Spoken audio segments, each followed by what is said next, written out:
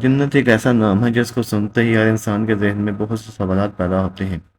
جنت کہاں ہے، کیسی ہوگی، جنت میں کیا کیا ہوگا، حور کیسی ہوگی، اس سے تعلق کیسا کام ہوگا، کیا نفسانی خواہشات ہوں گی، بچے کیسے پیدا ہوں گے، ہم بستی سے لذت کیسی ہوگی، بدنوں کو حوریں تو حوروں کو ہم بستی کے لیے کون ملے گا۔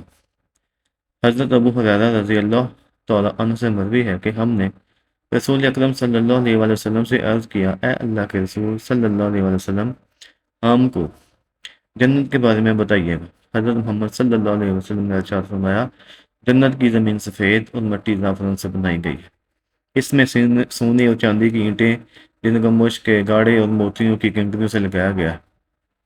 حدیث پاک میں حضرت محمد صلی اللہ علیہ وسلم کا فرمان ہے کہ جنت میں سب سے کم تر جنتی کو 80,000 نوکر اور 72 حوروں سے نوازا جائے گا۔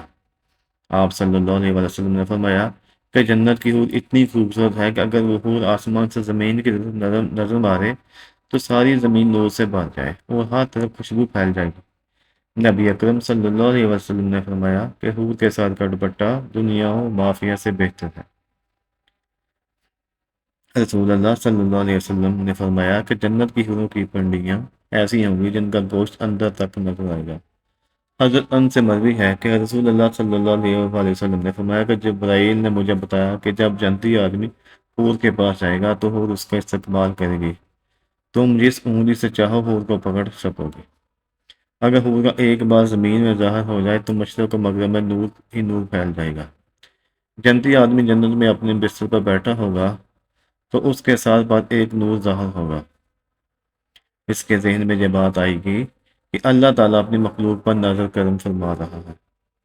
جب وہ نور اس کی طرف نظر مارے گا تو وہ ایک حور ہوگی۔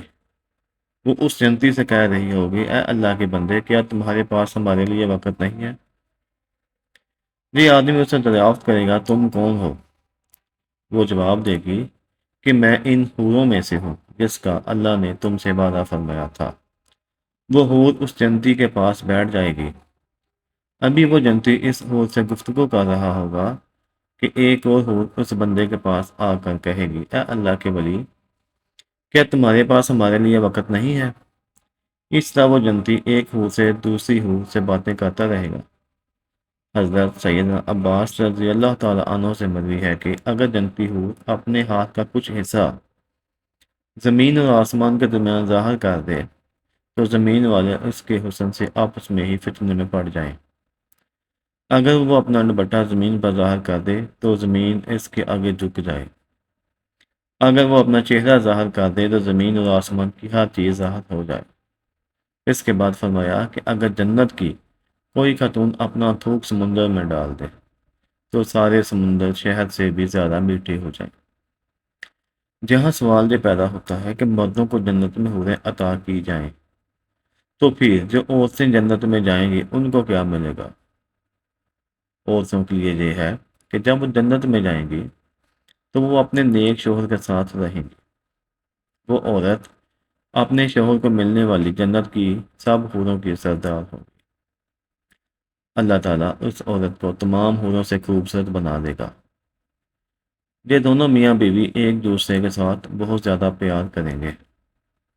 یہ دونوں میاں بیوی جنت میں رہیں گے۔ جو عورت کنواری فوت ہو جائے گی اس کو جنت میں اختیار دیا جائے گا کہ وہ جنت میں جس مرد کے ساتھ چاہے گی اس کا نکاح اس مرد کے ساتھ کر دیا جائے گا۔ ماشاءاللہ۔ ایک عورت نے حضرت محمد مصطفیٰ صلی اللہ علیہ وسلم سے دریافت کیا کہ جب کسی عورت کا شوہر فوت ہو جاتا ہے ہم اس کے بعد دوسرے سے نکاح کر دیتی ہیں، ان میں سے جنت میں اس عورت کا شوہر کون ہوگا؟ حضرت محمد صلی اللہ علیہ وسلم نے فرمایا، عورت جس مرد کے ساتھ چاہے گی جنت میں رہ سکے گی، یعنی ان دونوں میں سے جس کے ساتھ چاہے گی وہ رہ سکتی۔ ام سلمہ رضی اللہ تعالی عنہا حضرت محمد صلی اللہ علیہ وسلم سے عرض کرنے لگی، یا رسول اللہ صلی اللہ علیہ وسلم، مجھے یہ بتائیے کہ جنت کی حور بہتر ہے کہ دنیا کی نیک عورت بہتر ہے؟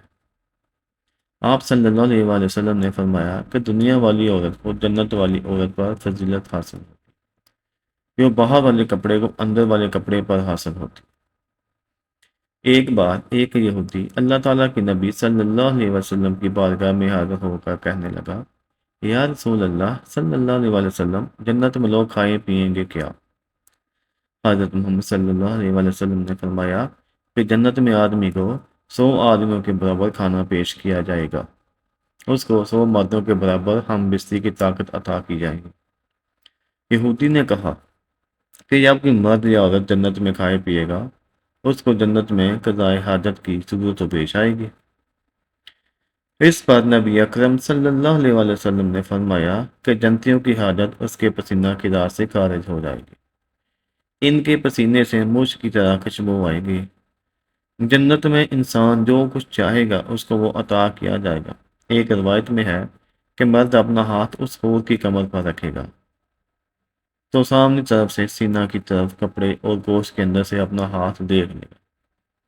مزے کی بات یہ ہے کہ مرد جب بھی حور سے صحبت کرنے جائے گا تو اسے ہر بار کنواری ہی پائے گا، لیکن اس ہم بستی سے کسی کو کوئی تکلیف نہ ہوگی اور نہ کہ رطوبت اور خون کا اخراج ہوگا۔ مرد اپنے حور کے جسم کو ویسا ہی پائے گا جیسا وہ چاہے گا۔ امام احمد نے حدیث نمبر 15773 میں حضرت ابو زین عقلی رضی اللہ تعالی عنہ سے روایت کی ہے کہ حضور صلی اللہ علیہ وسلم نے فرمایا، نیک مرد اور نیک عورتیں جنت میں ایسے ہی لذت پائیں گی جیسے تم دنیا میں لذت پاتے ہو، اور وہ تم سے لذت حاصل کرتی ہیں۔ اگر کوئی مومن جنت میں یہ خواہش کرے گا کہ اس کی اولاد پیدا ہو تو اللہ تعالیٰ اس کی یہ خواہش بھی پوری فرما دے گا، کیونکہ جنت میں جنتی کی کوئی بھی ایسی خواہش نہ ہوگی جسے پورا نہ کیا جائے۔ اس بارے میں ترمذی شریف کی حدیث نمبر 2563 بھی پیش کی جاتی ہے۔ حضرت ابو سعید خدری رضی اللہ عنہ سے روایت ہے کہ رسول اللہ صلی اللہ علیہ وسلم نے فرمایا، مومن جنت میں جب اولاد چاہے گا تو حمل، زچگی اور پرورش اسی وقت ہو جائے گی جیسے وہ چاہے گا۔ البانی رحمۃ اللہ علیہ نے اس صحیح الجامع میں صحیح کہا ہے کہ اب حمل کا ٹھہرنا، مدت مکمل ہونا اور اس کے بعد 33 سال جوان ایک ہی لمحے میں ہو جانا اس حدیث میں ثابت ہے۔ اور قابل ذکر بات یہ ہے کہ حدیث میں لفظ استعمال ہوا ہے کہ جیسے وہ چاہے گا، مطلب یہ کہ لڑکا اور لڑکی جو جنتی چاہے گا وہی پیدا۔ حدیث سے یہ بھی بات ثابت ہے کہ جنت کی اولاد دنیاوی اولاد کی طرح نہ ہو، بلکہ یہ سارا مزہ ایک ہی لمحے میں مکمل ہو جائے گا۔ اور چونکہ جنت میں چھوٹے بچے نہ ہوں گے، اس لیے بچہ ہوتے ساتھ ہی 33 سال کا کڑیل جوان بن جائے گا۔ اللہ تعالیٰ سے دعا ہے کہ اللہ تعالیٰ ہم کو جنت میں اعلیٰ مقام عطا کرے، آمین ثم ماشاء اللہ، جزاک اللہ احسن جزاک۔